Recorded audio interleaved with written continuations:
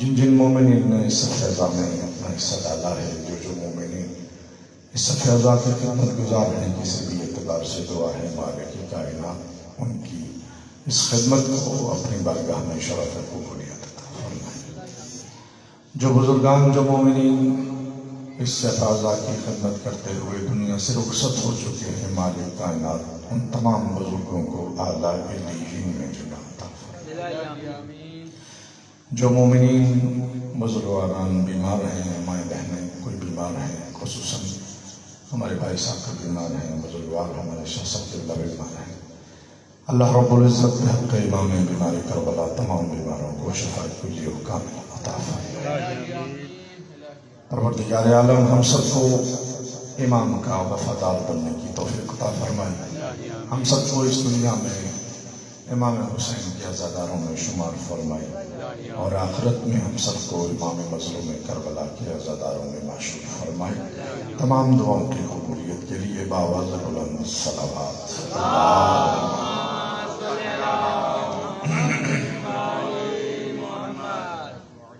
آپ اگر مہربانی فرمائیں، آپ جو بیٹھے ہیں آپ سامنے آئیں تاکہ مجلس کا ماحول ہو جائے۔ محمد و آل محمد صلوات۔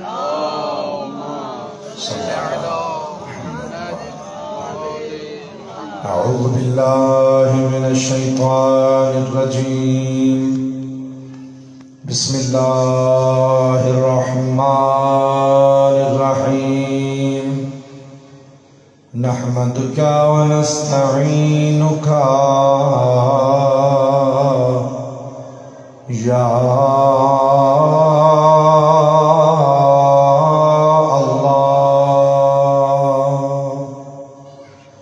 یا مقیل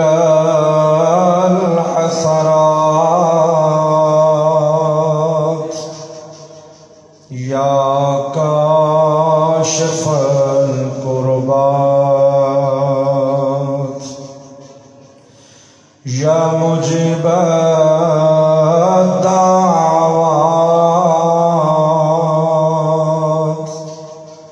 یا سامع الأصوات، الحمد لله الذي جعلنا من المتمسكين بولاية أمير المؤمنين صلوات۔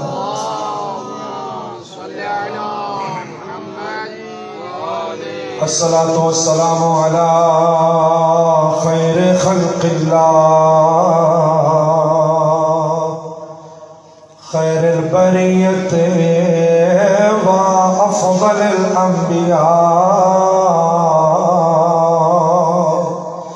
صاحب النعمة العظمى والحجة الكبرى،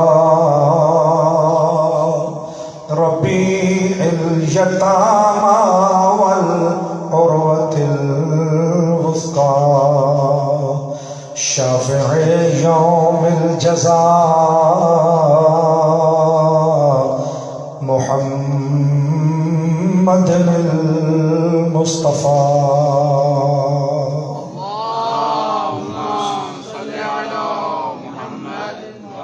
وعلى آله الأتقياء النجباء الشرفاء، لا سيما بقية الله صاحب الزمان، روحي وأرواحنا له الفداء، ولعنة الله على الأعداء، أعدائهم أعداء الله، من يوم ظلمهم إلى يوم لقاء الله، أما بعد، فقال الله الحكيم في القرآن الكريم، بسم الله الرحمن الرحيم، إنما وليكم الله ورسوله والذين آمنوا الذين يقيمون الصلاة ويؤتون الزكاة وهم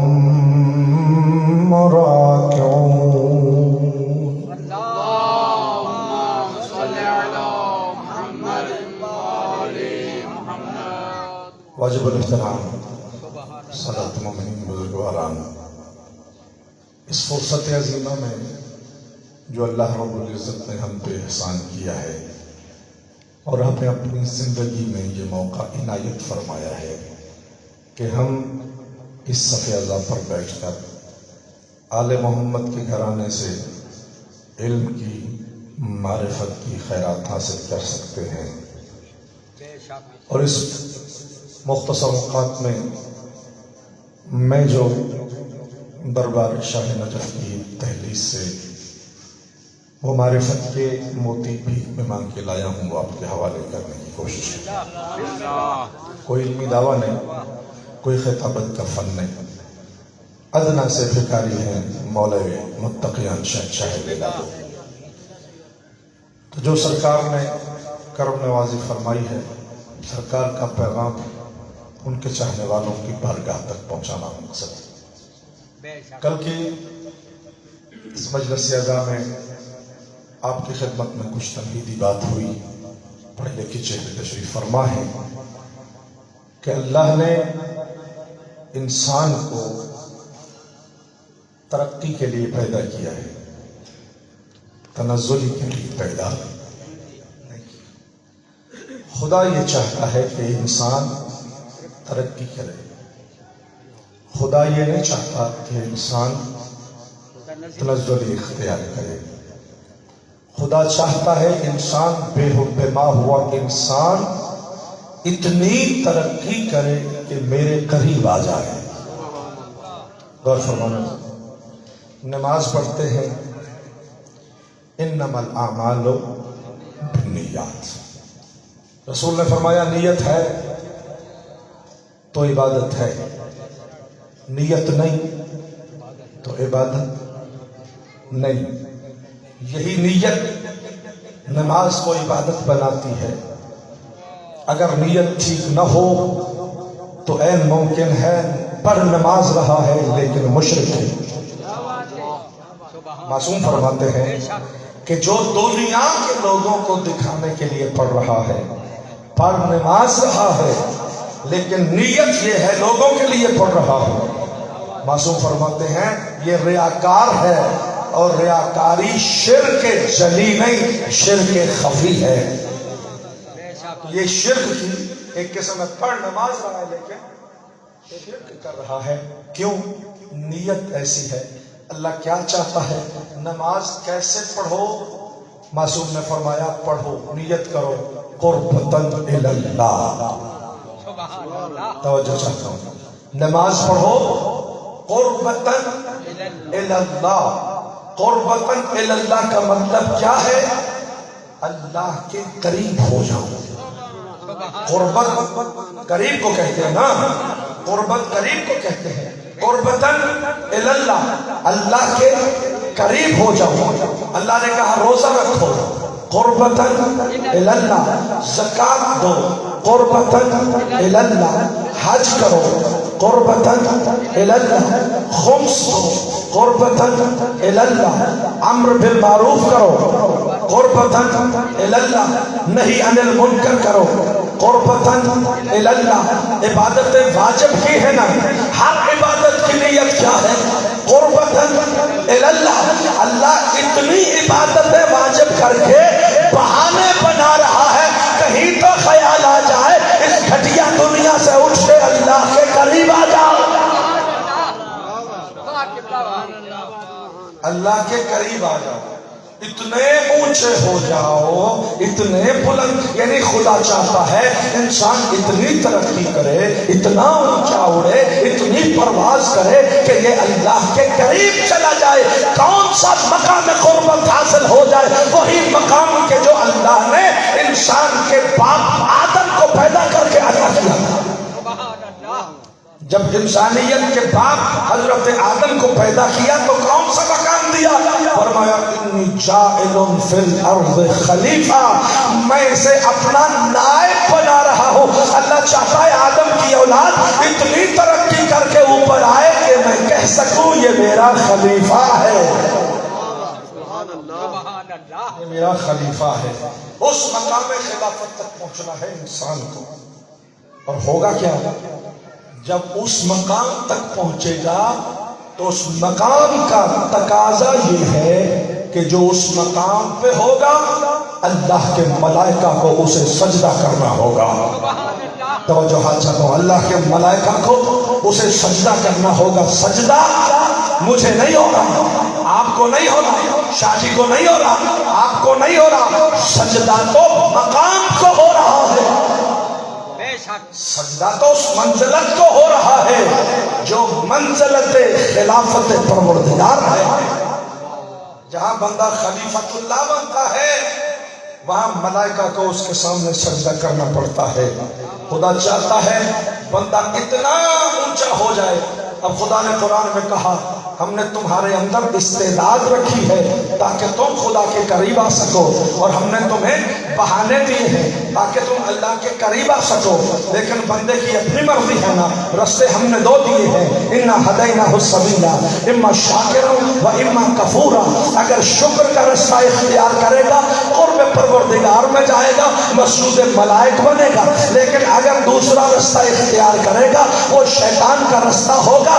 منزل یہ آئے گی کہ خدا پھر کہے گا اولئک کالانعام بل ہم اضل. یہ چوپایا ہے بلکہ چوپائے سے بھی بدتر.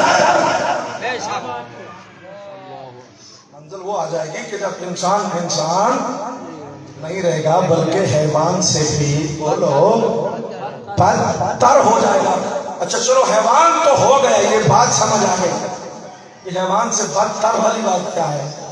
سوچنے کی بات ہے نا کہ حیوان تو ہوا، چلو سمجھ آئی حیوان ہو جائے گا، بلکہ اس سے بھی بدتر. یہ بدتر والی بات کیا ہے؟ بدتر والی بات یہ ہے وہ جو حیوان ہے وہ خود نہیں بنا، اسے حیوان اللہ نے بنایا.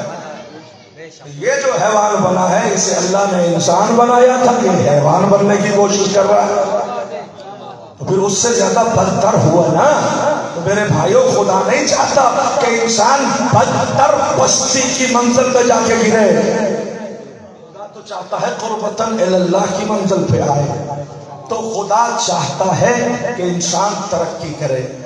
انسان کے اندر فطرتاً اللہ نے ترقی کی جستجو، آسانی کی جستجو، پرواز کی جستجو رکھی ہے. تو اب انسان جس منزل پہ جا کے ترقی حاصل کرنا چاہتا ہے انسان تنہا ترقی حاصل نہیں کر سکتا. توجہ، انسان تنہا زندگی بسر کر سکتا ہے نہیں. انسان پہاڑوں میں رہتا تھا، پہاڑوں کی غاروں سے نکلا، جھونپڑیاں بنائی، محلے بنائے، اور آج ہمیں پڑھانے والے پڑھاتے کہتے ہیں کہ انسان مدنی تب ہے. انسان مدنی تب ہے. کیا مطلب یہ ہے کہ اکیلا زندگی بسر نہیں کر سکتا. یہ ایک مدینہ بناتا ہے، یہ ایک شہر بساتا ہے، یہ ایک بستی بساتا ہے، یہ معاشرہ بناتا ہے، یہ مل کے رہتا ہے. مل کے رہنے کا مطلب کیا ہے کہ ایک دوسرے کے حقوق اور فرائض کو ادا کرتا ہے. یہ اس کی ترقی کا باعث بنتا ہے، وہ اس کی ترقی کا باعث بنتا ہے. تو یہی جو حقوق و فرائض کی مینجمنٹ ہے اسی کو نظام کہتے ہیں. توجہ میں جو بات کر رہا ہوں آپ سے قبلہ، یہ جو حقوق و فرائض کی مینجمنٹ ہے اسی کو نظام کہتے ہیں.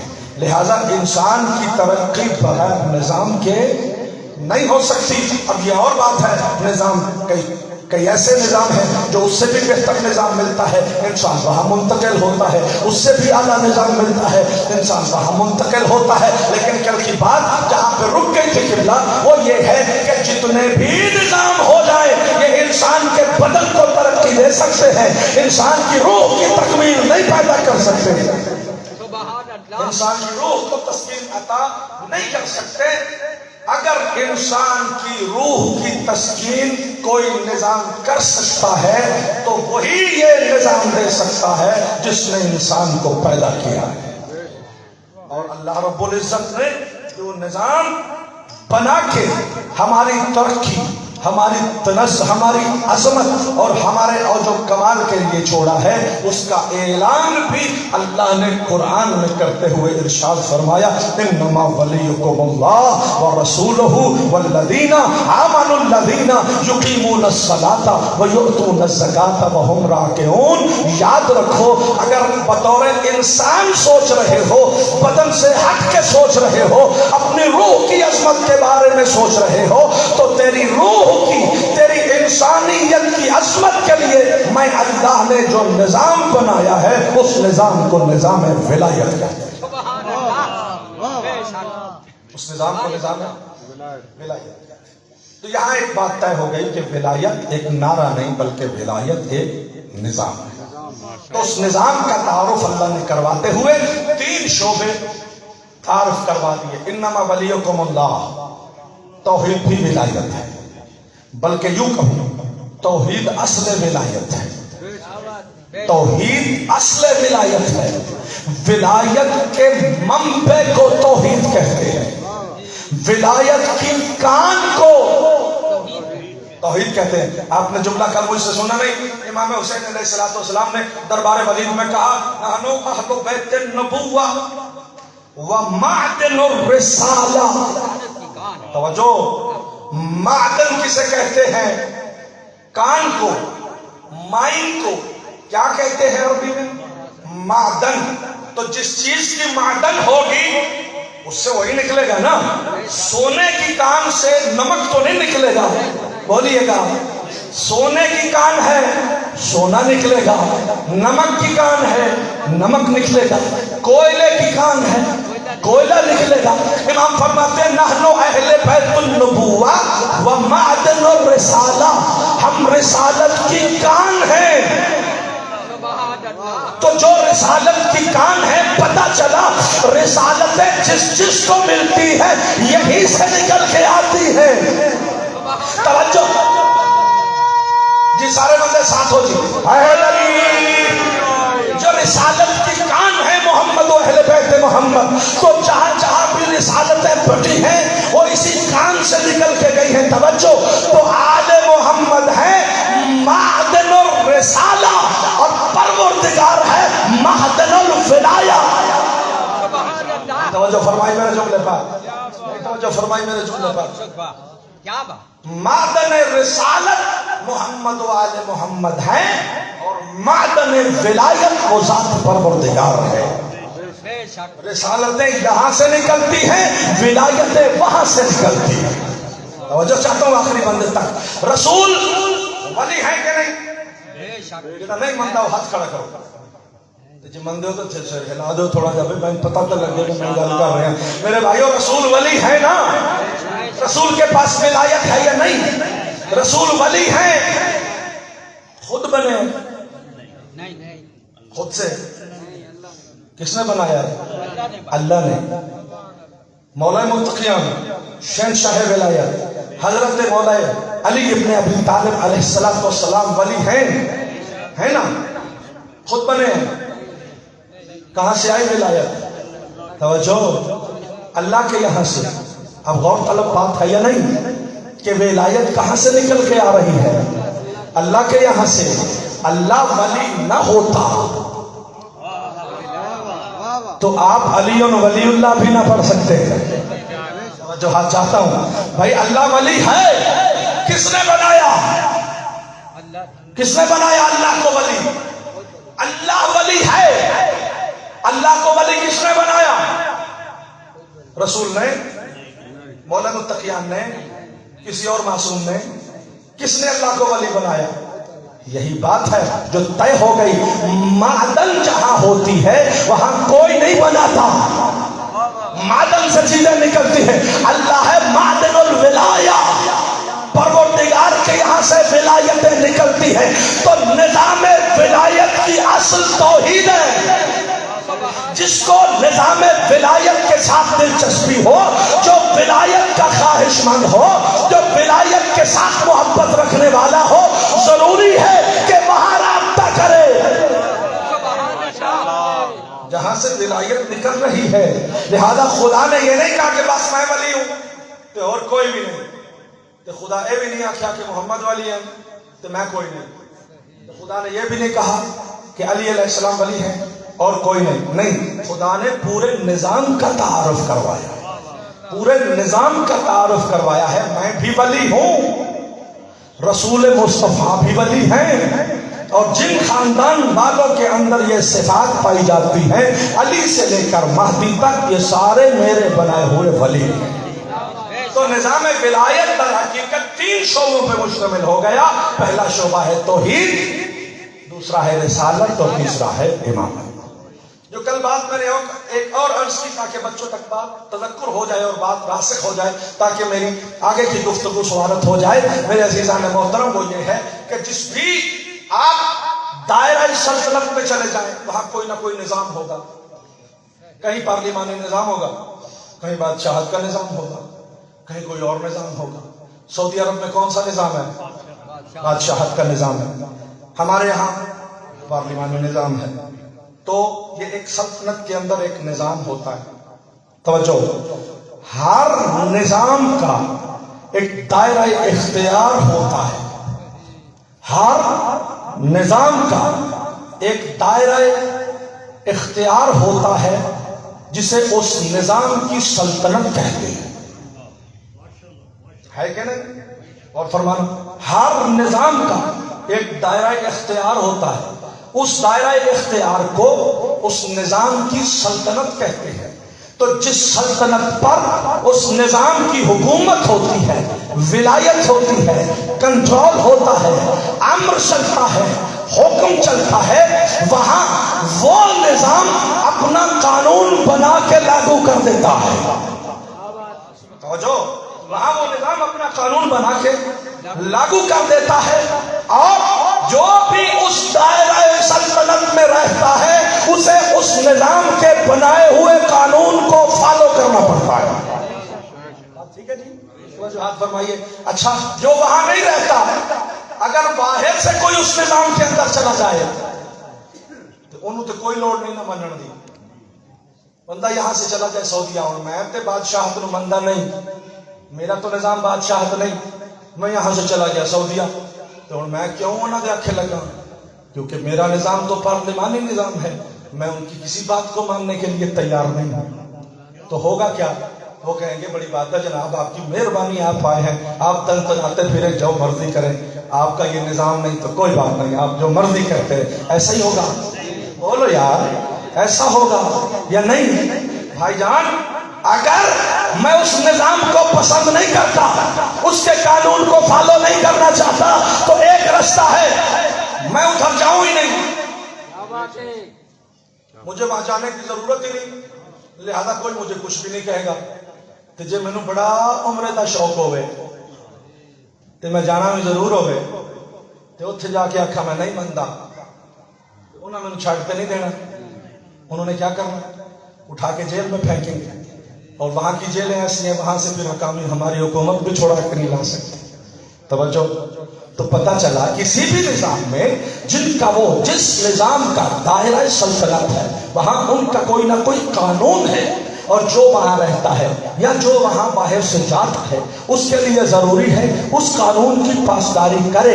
یہ عقلاً بھی ضروری ہے، فطرتاً بھی ضروری ہے، اور یہ بات کوئی بھی ڈینائی نہیں کر سکتا کہ اگر کوئی اس نظام کو باہر سے جا کے بھی فالو نہیں کرے گا تو اسے اس نظام کے مطابق سزا ضرور ملے گی۔ پورے اقوام متحدہ میں آپ کہیں بھی چیلنج نہیں کر سکتے کہ انہوں نے مجھے سزا کیوں دی ہے۔ آپ سزا کے مستحق ہیں، پوری دنیا کہے گی اسے سزا ملنی چاہیے۔ اگر وہاں گیا تھا ان کے قانون کی پاسداری کرتا نا، اگر پاسداری نہیں کرنی تھی وہاں گیا کیا لینے تھا؟ تم سے کسی نے منت تو نہیں کی تھی کہ ہمارے نظام میں داخل ہو جا۔ توجہ چاہتا ہوں میں آخری بندے تک، آل محمد کو خداوند عالم نے ایک نظام بنا کے دیا ہے، اس نظام کا نام ہے نظام ولایت، اور اس نظام ولایت کا ایک دائرہ سلطنت ہے۔ اگر کسی کو ان کے بنائے ہوئے قانون کو فالو نہیں کرنا، وہ باہر رہے۔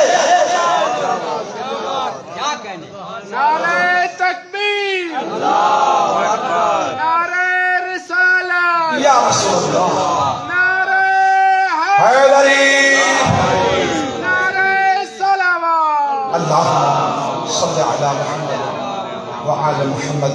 دیکھیے آسان طریقہ یہ ہے کہ ایک بندہ اس نظام کے قانون کو فالو نہیں کرنا چاہتا، اور شاید میں کل یہ بات کر چکا ہوں کہ یہ جو نظام ولایت ہے اس نے اپنی سلطنت کے لیے بھی ایک قانون بنا رکھا ہے۔ نظام ولایت نے اپنے اس ولایت کے سلطنت کے لیے جو قانون بنایا ہے اس قانون کو اسلام کہتے ہیں، قانون کی کتاب کو قرآن کہتے ہیں۔ لہذا اب جس کو بھی اس دائرہ ولایت میں آنا ہے اسے ولایت کے بنائے ہوئے قانون اسلام کو فالو کرنا پڑے گا۔ اگر نہیں کرے گا تو صاحب ولایت کا مجرم ہو جائے گا۔ کس کا مجرم ہوگا؟ صاحب ولایت کا، جو کنٹرولر ہے۔ اس نظام ولایت کے انچارج کو علی کہتے ہیں، ہے نا جی؟ علی علیہ السلام اس نظام ولایت کے انچارج ہیں۔ میں آ گیا باہر سے، کہا جی میں ولایت کے اندر آ گیا ہوں، تو انہوں نے کہا بسم اللہ آ جاؤ۔ میں گلو کیا کہ آتے میں گیا منڑی میں ہیک نہیں، انہوں نے چل ٹھیک ہے تم مرضی کا نہیں۔ اگر ایک عام کسی دنیا دار کی ولایت جہاں پہ ہوتی ہے میں اس کو فالو نہیں کرتا، وہ مجھے معافی نہیں دیتا، تو میں کتنا بڑا کوئی ایسا 30 مار خان ہو گیا ہوں کہ نظام ولایت میں داخل ہو گیا ہوں اور علی ابن ابی طالب خدا اور رسول کے حکم کو ماننے کے لیے تیار بھی نہیں ہوں۔ یہ نہیں ہو سکتا۔ اگر نظام ولایت میں داخل ہونا ہوگا تو وہاں کے قانون کو بھی فالو کرنا پڑے گا۔ اور اس نظام کا تعارف کچھ پروردگار نے اس انداز سے بھی کرایا کہ ارشاد فرمایا کلمۃ لا الہ الا اللہ حصنی فمن دخل حصنی امن من عذابی، کہ لا الہ الا اللہ میرا قلعہ ہے، قلعہ یعنی میری سلطنت ہے، لا الہ الا اللہ میرا دائرہ ولایت ہے، جو بھی اس میں داخل ہوا وہ عذاب سے بچ گیا۔ یہ حدیث قدسی ہے۔ اور ایک اور حدیث قدسی ہے، وہ کب کی ہے قبلہ؟ کہ جب حضرت امام رضا بادشاہ علیہ السلام صلوات سارے پڑھے گا امام علیہ السلام،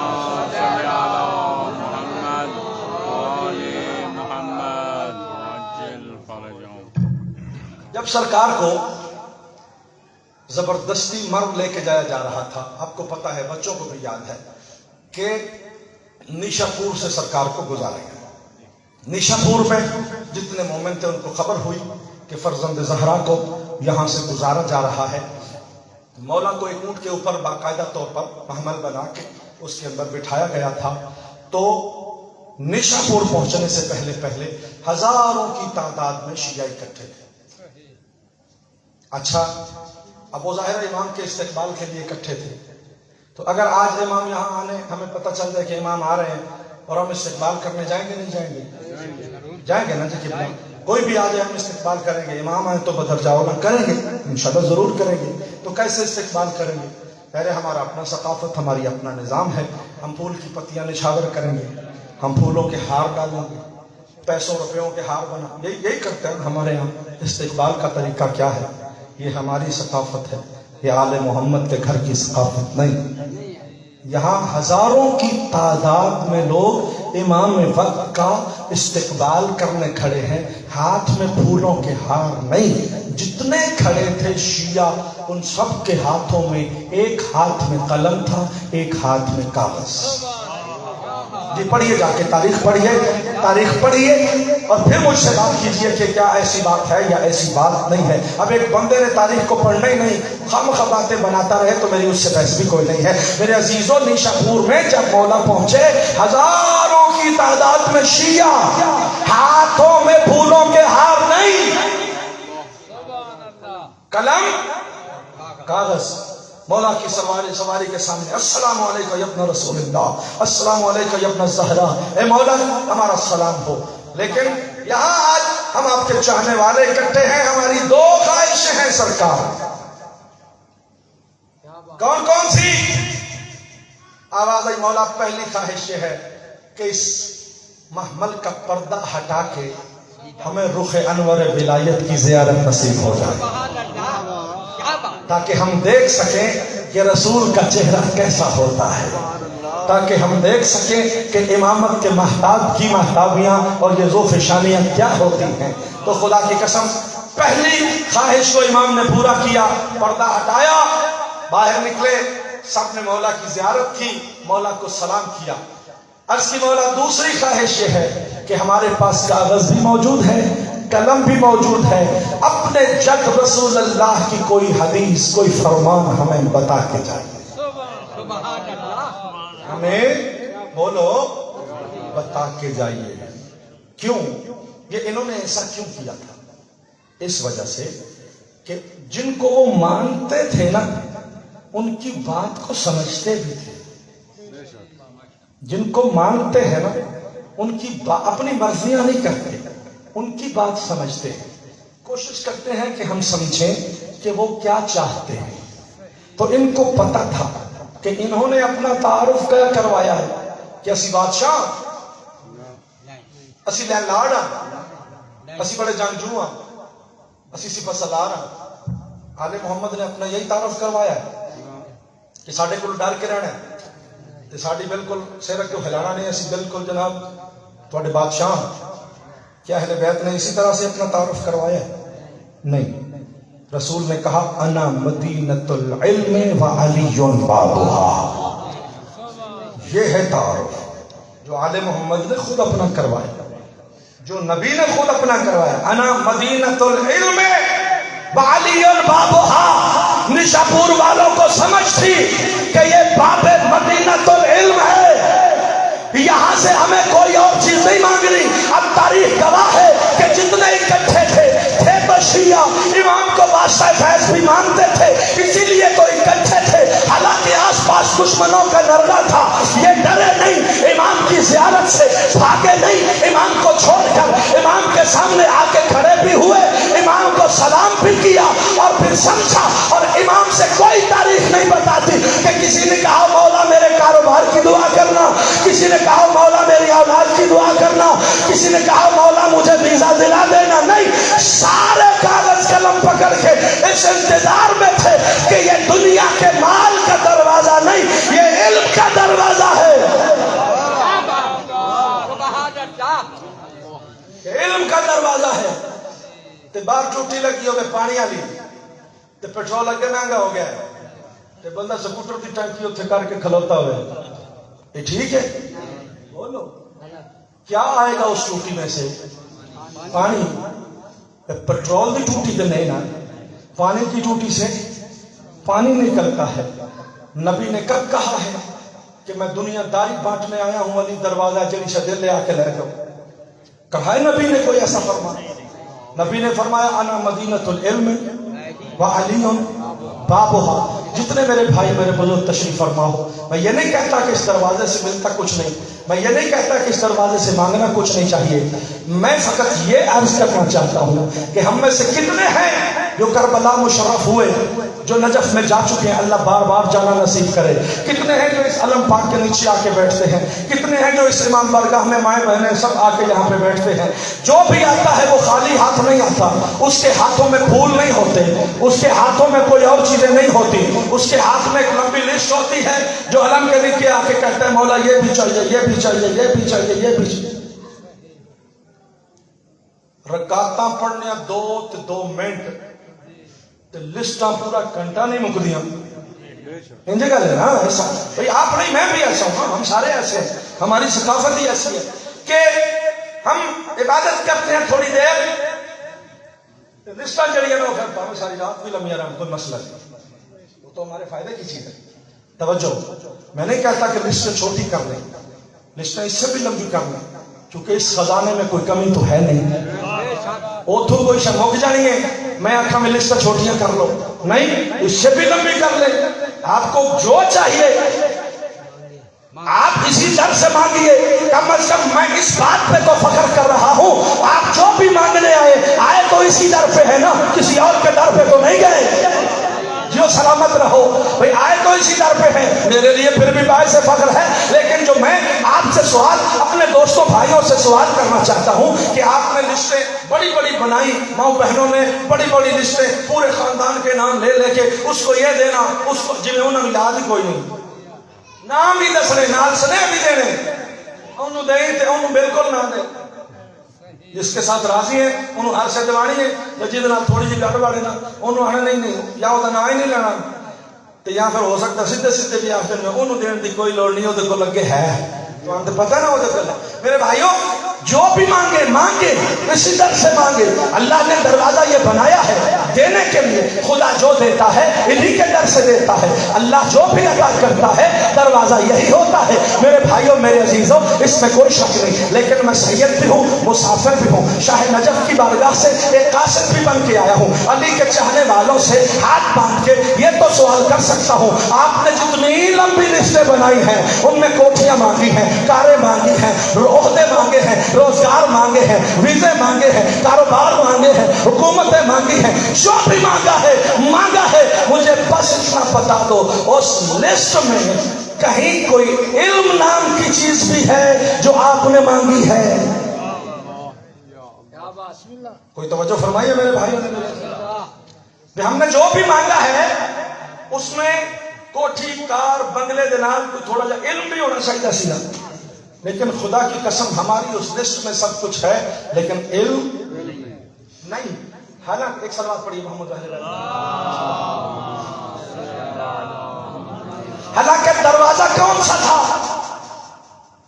سارے بٹی گئے علم آخر کو زبان تھک دی ہے دروازہ کس کا تھا اور اچھا آخر لو تو کچھ جانتے علم کا دروازہ کس کا تھا علم کا اور وہ فخر بھی کر رہے ہیں مولا متقیان فرماتے ہیں رضینا قسمت الجبار فینا لنا علم وللعہداء مال ہم اللہ کی تقسیم پہ راضی ہیں اللہ نے ہمیں علم عطا کیا ہمارے دشمنوں کو مال عطا کیا جو فرمائیے گا بھئی مال آل محمد کی دہلیز سے مانگنا یہ کوئی بری بات نہیں لیکن فقط مال ہی مانگنا یہ آل محمد کے گھر کا کوئی اس سے ساتھ کنسرن نہیں ہے مال ضرورت کے تحت دنیا ضرورت کے تحت مانگنا در اہل بیت سے کوئی بھی قباحت نہیں لیکن حب دنیا آل محمد کی دہلیز سے مانگتے ہوئے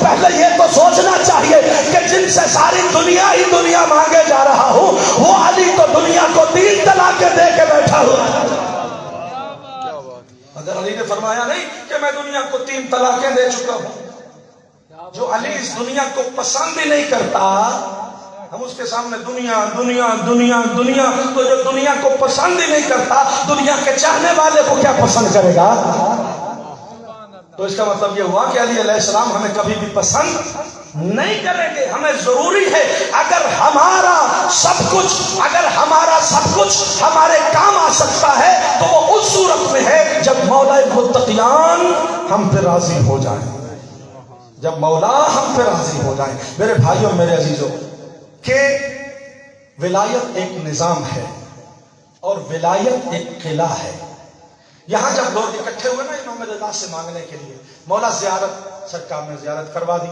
کہا اب کوئی حدیث کوئی اپنا فرمان سنائیے تو بڑا عجیب فرمان ہے ایسا فرمان ہے کہ اس جیسا کوئی اور فرمان نہیں کیونکہ اس فرمان کا جو سلسلہ سند ہے نا جو راویان کی سند ہے کہ مجھے فلاں نے بتایا فلاں سے فلاں اس کو سلسلہ سند کہتے ہیں تو اس روایت کا سلسلہ سند وہ ہے جس میں سوائے معصوم کے اور کوئی بھی نہیں علماء فرماتے ہیں یہ حدیث نہیں بلکہ اس حدیث کے سلسلہ سند کے جو اسماء گرامیہ ہے اگر یہ پڑھ کے مردے پہ دم کر دیا جائے تو اٹھ کے کھڑا ہو جائے ان ناموں میں یہ تاثیر ہے کیونکہ یہ سارے معصومین کے اسماء پاک ہیں تو حضرت امام رضا علیہ السلام نے ارشاد فرمایا سنو مجھ سے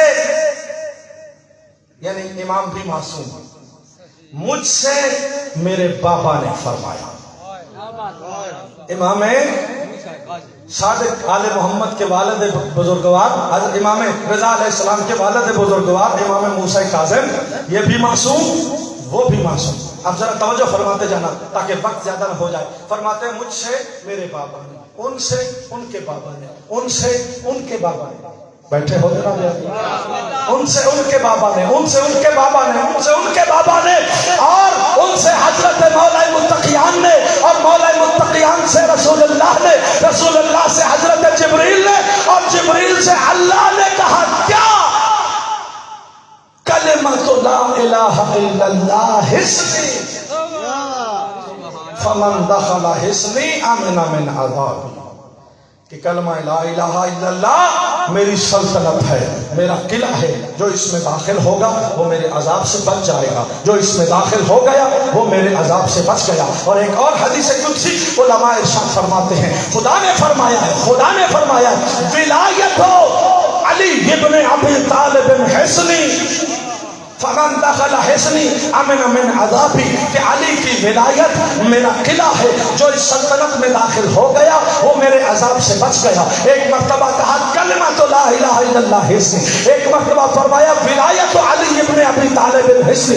ان کو جوڑ کے دیکھو تو وہی اعلان ولایت جو اللہ نے قرآن میں کیا، انما ولیکم اللہ۔ اللہ نے نظام ولایت کو اکٹھا کیا، یعنی میں ولی ہوں، رسول ولی ہے، اور اہل بیت ولی ہے۔ اسی طرح فرمایا کلمۃ لا الہ الا اللہ اور ولایت اہل بیت، یہ ایک نظام ہے، اسے نظام ولایت کہتے ہیں۔ اس کی ایک سند ہے جو باہر ہے، اس سے کوئی سروکار نہیں، جو اندر آیا ہے اس کو اس ولایت کے نظام کو فالو کرنا پڑے گا، اور جو اس ولایت کے نظام کو سر تسلیم خم کر جائے گا اس کو کوئی بھی عذاب نہیں چھو سکتا، وہ جانے جنت میں اس کے اعلیٰ مقامات جانے، وہ ہے کہ جس کے لیے جنت کے اعلیٰ مقامات ہیں۔ یا علی، میرے بھائیوں میرے عزیزوں، وقت زیادہ نہ ہو جائے، میں بات پہنچا۔ یا علی، بڑی توجہات سے، بس میں یہیں سے مسائل اور آپ کی زحمت کو تمام کرتا ہوں، اور کل سے انشاءاللہ ہماری گفتگو یہیں سے شروع ہوگی۔ میرے عزیزان محترم، ضرورت ہے اس بات کی کہ ہمیں غلطی کہاں سے لگ رہی ہے؟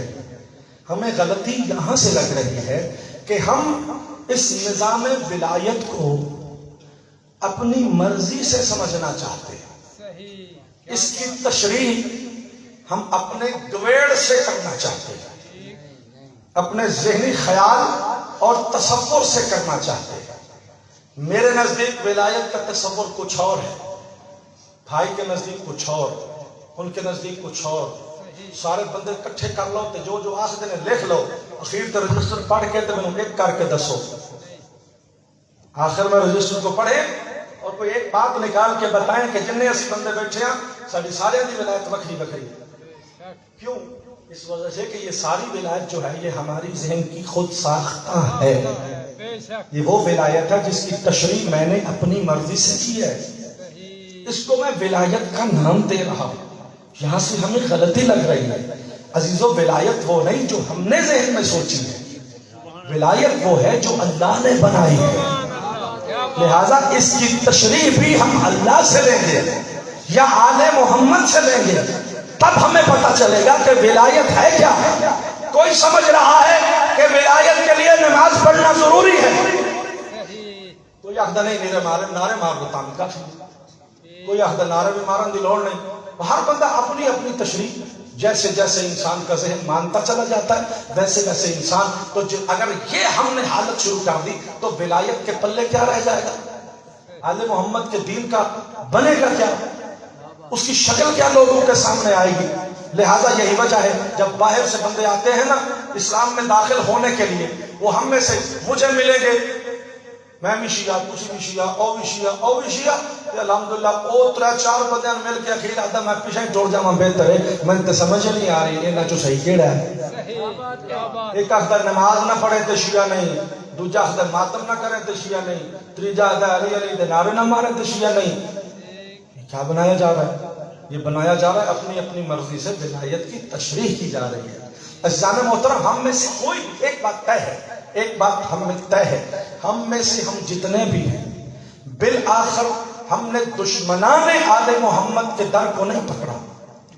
یہ بات سمجھیے گا، یہ بات سمجھنے کے قابل، ہم سب نے دشمن آل محمد کے گھر پہ جا کے سر نہیں جھکایا، آئے ہم علی کے دروازے پر ہی ہیں، ہمارے دل میں اہل بیت کی محبت بھی ہے، روتے ہیں، دکھ ہوتا ہے ہمیں گھر کے مظالم کو سن کر یہ باتیں ساری ٹھیک ہیں، سب کچھ ٹھیک ہے، لیکن غلطی جہاں پہ لگ رہی ہے اس کو ٹھیک کرنا چاہیے یا نہیں؟ ٹھیک کرنا چاہیے تاکہ اس کے شکوہ میں اضافہ ہو، اس کی عظمت میں اضافہ ہو۔ میرے بھائیوں، ہمیں غلطی یہیں پہ لگ رہی ہے کہ ولایت کی تشریح اللہ نے کہا تھا، اللہ کے نبی نے کہا تھا علی مع القرآن والقرآن مع علی، ہم چلے تھے علی کی معرفت حاصل کرنے، نبی نے کہا قرآن سے ملے گی۔ بات یہی ہے نا، ہم چلے تھے علی کی محبت میں معرفت مولا متقیان کے لیے، نبی نے کہا علی مع القرآن، قرآن سے ملے گی۔ قرآن تو سمجھ میں نہیں آتا چونکہ بہت زیادہ مشکل اس کے مطالب ہیں، تو اس کی تشریح خود علی ابن ابی طالب نے نہج البلاغہ میں کر دی۔ اگر نہج البلاغہ بھی سمجھ میں نہیں آتی تو ان کے بیٹے سجاد نے صحیفہ کاملہ ہمیں دے دی، ہر امام نے ہمیں تشریح کر کے بتا دی۔ اب ہمارا کام کیا ہے کہ ہم اگر ولایت کو صحیح حاصل کرنا چاہتے تھے، ولایت کے صحیح مفاہیم کو اخذ کر کے اس کے ساتھ وفاداری کرنا چاہتے تھے تو ہمیں آل محمد کے فرمان کو پڑھنا چاہیے تھا، نہج البلاغہ کی تشریحات کو سمجھنے کی کوشش کرنی چاہیے تھی، قرآن کو جا کے سمجھنے کی کوشش کرنی چاہیے تھی۔ ہم نے اگر وہاں سے ولایت کو حاصل کیا ہوتا آج ہمارے ٹکڑے ٹکڑے نہ ہوتے۔ اور آج بھی اگر اس کو درست کیا جا سکتا ہے تو وہیں سے کیا جا سکتا ہے جہاں سے ہم نے اس تار کو توڑا تھا۔ آج بھی ہمیں اگر علی چاہیے تو پھر شاعر کی شاعری میں علی نہیں، مولوی کی تقریروں میں علی نہیں، ذاکر کے قصیدے اور منقبت میں علی نہیں۔ علی اگر ملے گا، جس نے علی کو علی بنایا ہے اس نے علی کا قصیدہ قرآن میں لکھا۔ علی لینا ہے تو پھر اس سے لو جس نے علی کو علی بنایا، پھر پتہ چلے علی کی عظمت کیا ہے، پھر پتہ چلے مولا متقیان کا مقام کیا ہے۔ قرآن کو سمجھنا ہے تو نہج البلاغہ میں آؤ۔ علی نے کون سی بات کی تشریح ہمارے لیے نہیں کی؟ نقصان کس نے کیا؟ بھائی میں ایک بات اکثر کہتا ہوں اپنے دوستوں کو، یا تو ہم آپس میں یہ بات طے کریں، مل کے بیٹھیں، بات بحث کریں، تنقید کریں، یہاں امام بارگاہ میں سارے آئے ہیں، ایک بات طے کریں، یا تو ہم سے آل محمد نے کوئی تقاضا کیا ہی نہیں، جی میں ساڑھے بھائی آخر بے رسول نے کوئی شک بنائی نہیں، بندے آپ ذمہ دار نے وہ بنانا، نبی کوئی نظام دے کے نہیں گئے، بندوں کی ذمہ داری ہے وہ نظام بنائیں، لہذا انہوں نبی دا جنازہ بھی چھڑیا تو گئے جا کے نظام بنانے لگ پہ، مجبوری ہونا دی، نبی دیکھے جو نہیں گئے، نبی جب دیکھ ہی نہیں گئے تو وہ کیا کرے، بنانے چلے گئے بیچارے، وہ بنا کے لے آئے۔ بات سمجھ آ رہی ہے؟ کیا آپ کا عقیدہ بھی یہی ہے کہ نبی سن کوئی شے نہیں دے گئے؟ اگر نبی دے کے گئے ہیں تو اب اہل بیت نے یا تو ہم سے کچھ مانگا ہی نہیں، کوئی تقاضا کیا ہی نہیں، پھر تو ہے ہم آزاد جو مرضی کرتے تھے۔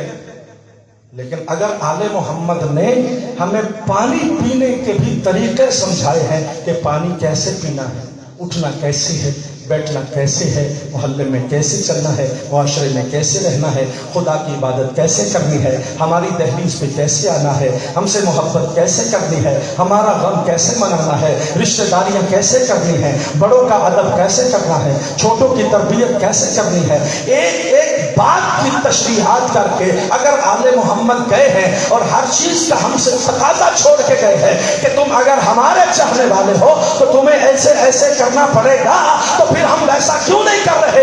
اس وجہ سے کہ ہمیں پتہ ہی کوئی نہیں، کہ پتہ کیوں نہیں؟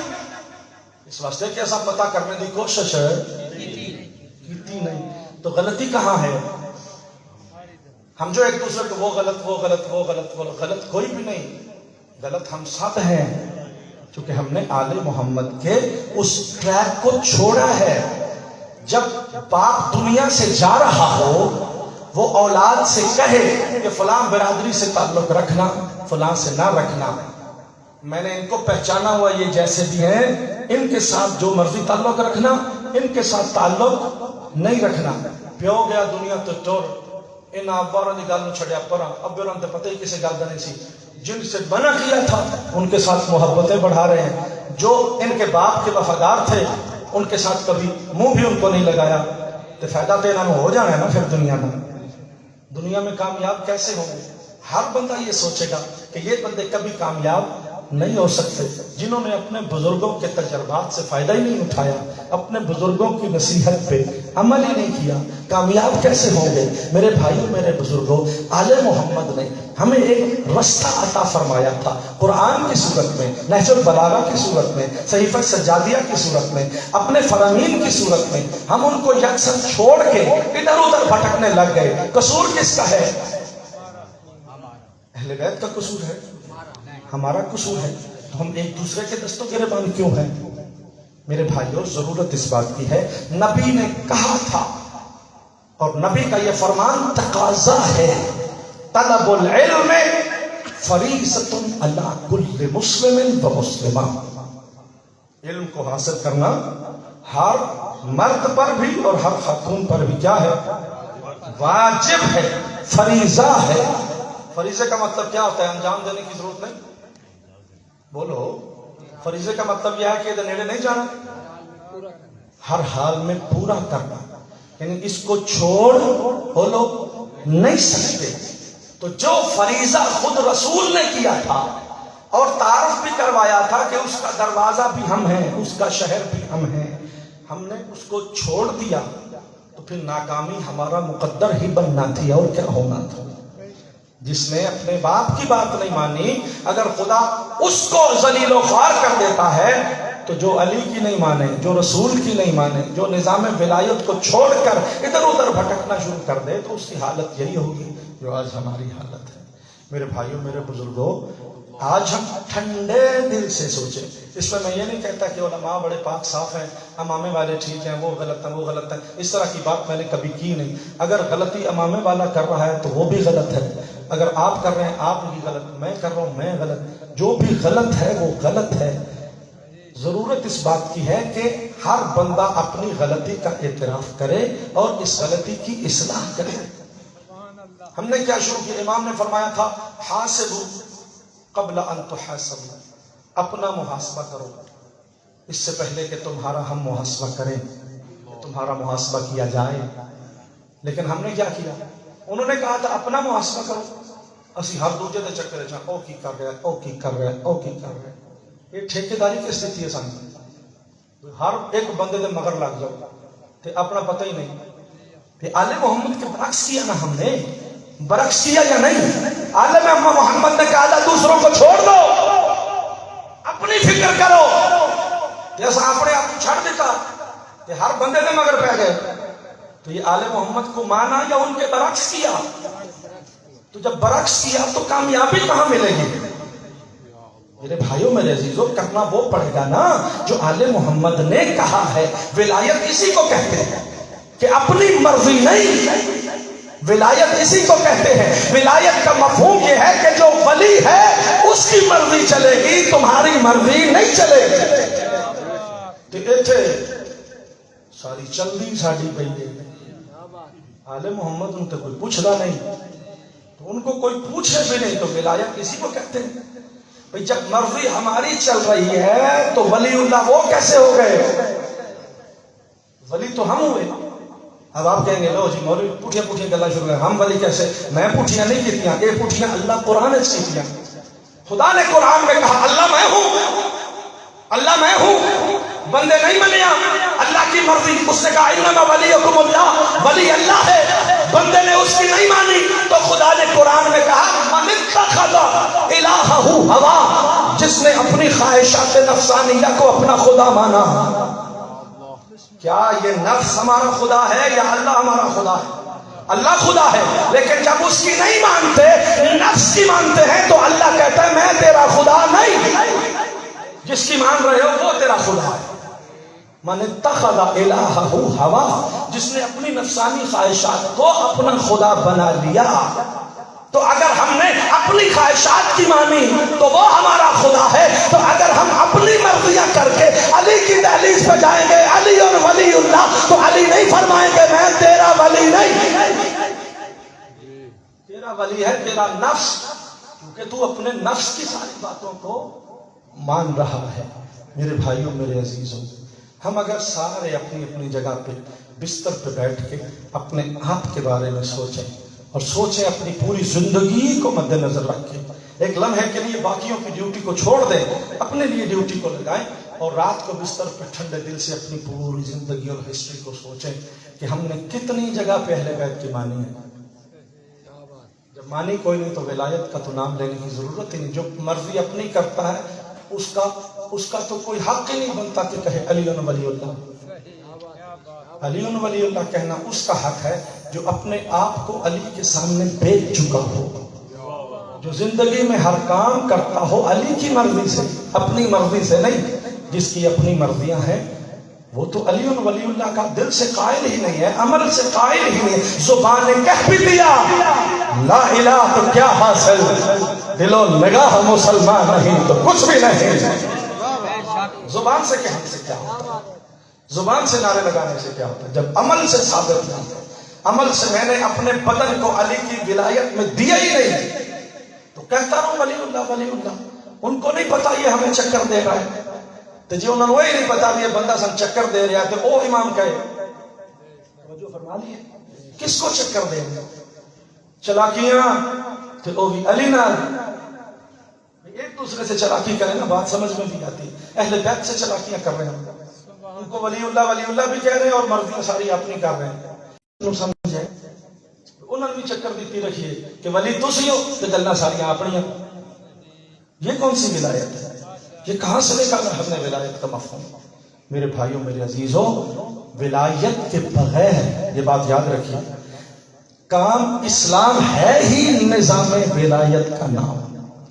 اگر کوئی کامیاب ہوگا تو نظام ولایت سے ہوگا، ولایت نہ ہوئی تو خدا کی بارگاہ میں کسی کی کامیابی نہیں۔ لیکن ضرورت اس بات کی ہے کہ ہم یہاں بیٹھ کے اپنے قبلے کو سیدھا کریں اور اس ولایت کے تابع اپنے آپ کو ولایت اہل بیت کے تابع کر دیں، اور پھر اس انداز میں ہم دنیا سے رخصت ہوں تو قیامت کے دن ہمیں ان لوگوں میں سے اٹھایا جائے گا جو علی ولی اللہ پڑھنے والے۔ ایک سلوات پڑھیے محمد رسول اللہ۔ ایک جملہ مصیبت کا پڑھوں گا، میرے بھائی ذاکر موجود ہیں، جی بھر کے آپ کو مصیبت سنائیں گے، بس مجھے ایک ہی جملے کا وقت رہ گیا، بات سمجھانا مقصود تھی۔ ظاہر ہے ذاکر صاحب بھی موجود ہیں، مساعد خان خدا ان کی زبان میں تاثیر کرے، سید زادہ بھی موجود ہیں، بھائی جان بھی موجود ہیں۔ میرے بھائیوں، میرے عزیزوں، وہ آپ کو مسائل سنائیں گے، وہ ان کی ذمہ داری ہے۔ ہمارے بچے، ہماری آئندہ نسل موجود ہے، کچھ باتیں ان کے ساتھ کرنا بھی ضروری ہے، وہ میری ذمہ داری ہے، وہ میں کر رہا ہوں۔ میں ہاتھ باندھ کے سارے مومنین سے استدعا کر رہا ہوں کہ یہ بھی اس مجلس کا درس ہے جو ان بچوں تک پہنچانا مقصود ہے۔ انشاءاللہ آئندہ مجالس میں، ظاہر یہ تمہیدی مجالس تھی، ان میں کچھ چیزیں سنجیدہ گفتگو بھی ہونا ضروری تھی، آئندہ مجالس پہ فضائل و مسائل پہ ہی آ جائے گی، لیکن اتنی بات یہ ہے کہ یہی وہ نظام تھا کہ جس کو بچاتے بچاتے حسین کا گھر لٹ گیا۔ خدا بہنوں کے پردے سلامت رکھے۔ بس دو جملے مجھے پڑھنے ہیں، زیادہ لمبا نہیں پڑھنا۔ قبلہ 27 کو خط آیا، 28 کو حسین نے مدینہ چھوڑا۔ کتنے دن گزرے؟ ایک دن، ایک رات۔ اگر آپ بہت قریب ہو جائیں تو ابھی آپ کی آنکھیں برس جائیں گی۔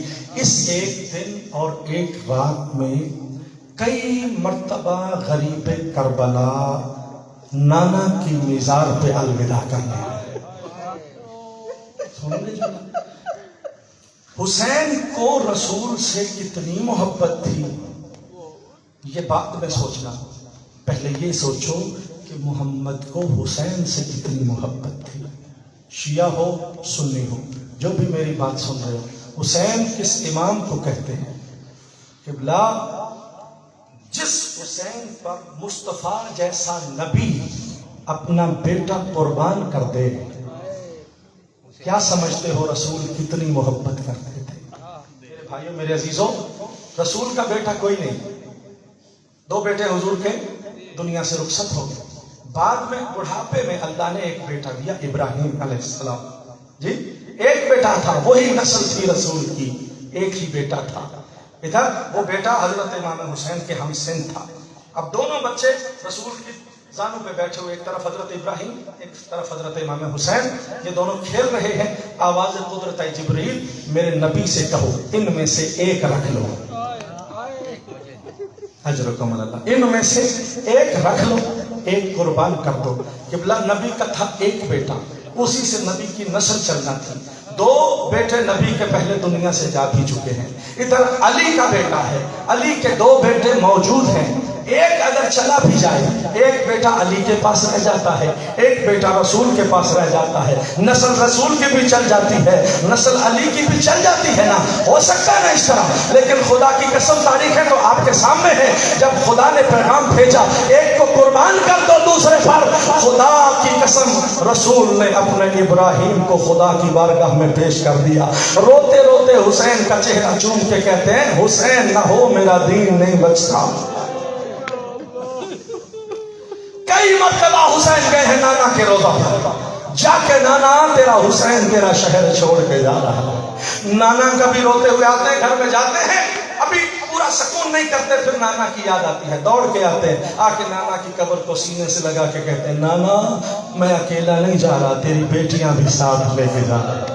روتے روتے رش کرتے، پھر اٹھتے گھر جاتے، جا کے تھوڑی دیر آرام کرتے، پھر اٹھتے جلدی سے نانا کی قبر پہ آ جاتے. نانا کی قبر کو سینے سے لگا کے کہتے نانا ہر کوئی واپس آ جائے گا، تیرے حسین نے واپس ہوئے نہیں، تیرے حسین نے واپس نہیں آنا. نانا تیرے حسین نے واپس نہیں آنا. پھر چلے گئے گھر. کافی دیر کے بعد پھر نانا کی یاد آئی، دوڑ کے آئے، نانا کی قبر کو سینے سے لگا کے رو رو کے تاریخ نے جملہ لکھا. حسین نے رو کے کہا نانا کیا ایسا نہیں ہو سکتا کہ یہ قبر پھٹ جائے؟ اجرکم علی اللہ، اجرکم علی اللہ. جو محرم منانے کے لیے بیٹھے ہو، جو رونے کے لیے، نانا کیا یہ نہیں ہو سکتا کہ یہ قبر پھٹ جائے، حسین تیری قبر میں آ جائے؟ نانا اب میں اس دنیا میں رہنا نہیں چاہتا ہوں. روتے روتے رسول کے نواسے نے غص کیا، کیا دیکھا خواب میں رسول ہے، رو کے کہتے ہیں میں بھی تجھے ملنے کا مشتاق ہوں، تیرا بابا بھی تیرا منتظر ہے، تیری ماں بھی تیرے انتظار میں ہے، لیکن حسین تمہیں کربلا جانا ہے، جب تک کربلا نہ جائے میرا دین نہیں بچتا.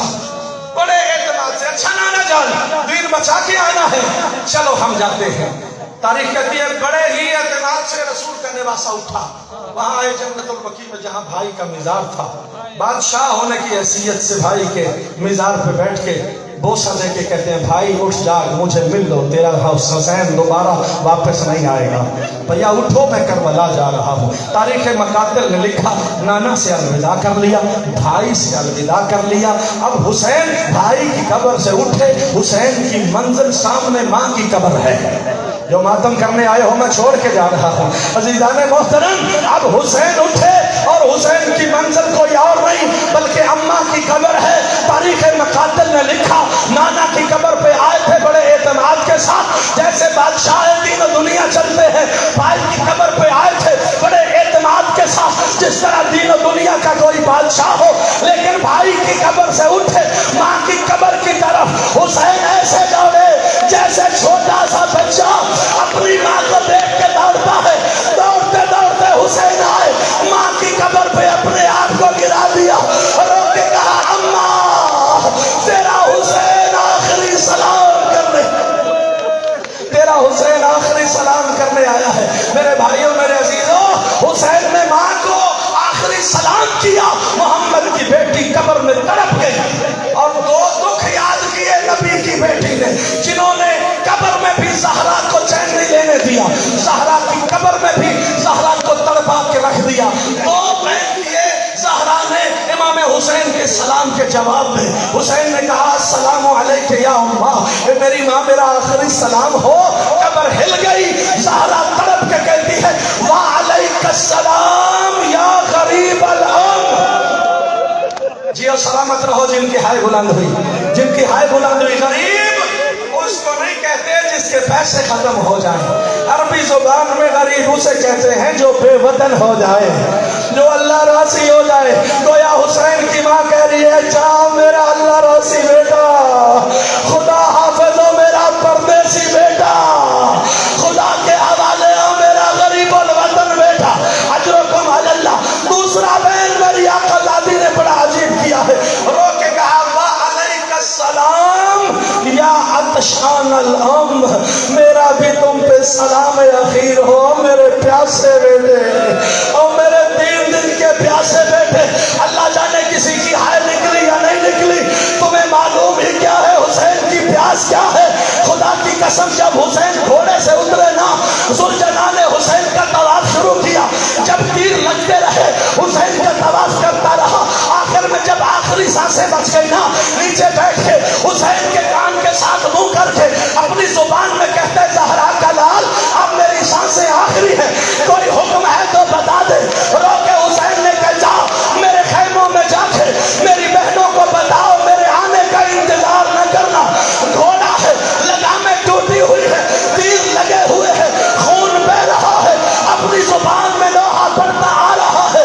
अली की बेटियों, तुम्हारा भाई वापस नहीं आएगा, हुसैन शहीद होने वाला है। जैसे ही खैमों के करीब आया जुलजना, बीबियां खैमों से निकली, जुलजना से लिपटी, हर बीबी ने बैठ किया, लेकिन 4 साल की ज़हरा हुसैन की 4 साल की बेटी आगे बढ़ी, घोड़े के सुम्मों को सीने से लगा के एक लोहा पढ़ा, रो के कहती है, या जवाद अभी शुक्रिया अभी हम बदला अच्छा, ऐ मेरे बाबा के घोड़े, सकीना को इतना तो बता दे, जब मेरे बाबा को मार रहे थे मेरे बाबा को पानी पिलाया। अजर